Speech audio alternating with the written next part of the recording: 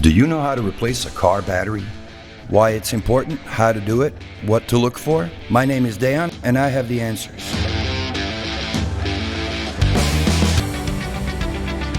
If the battery is at end of life or has a power charge related issue, you may need to replace the vehicle's battery.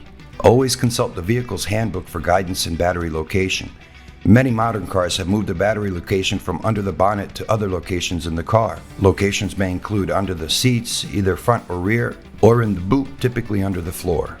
To ensure optimized performance, some new batteries may need to be coded to the car. The handbook will advise you. It will also tell you the technical specifications. Battery types are specific to modern vehicles. You will need the exact details to be able to obtain a replacement. Before you remove any connections, it is good practice to ensure you don't lose any computer memory or radio codes. There is a simple tool that can be used to save the car's memory whilst the battery is disconnected.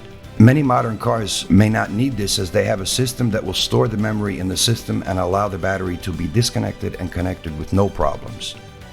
You should always remove and undo the earth lead first. This minimizes any chances of sparks or spikes of electricity. Following this, remove and undo the positive lead.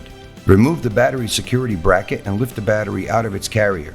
The battery will be heavy. Take care when lifting not to damage anything. Please note to use a torque wrench to ensure the battery connections are tightened to the correct torque setting. Many car batteries contain both lead and acid, so are both heavy to lift as well as dangerous if dropped or damaged.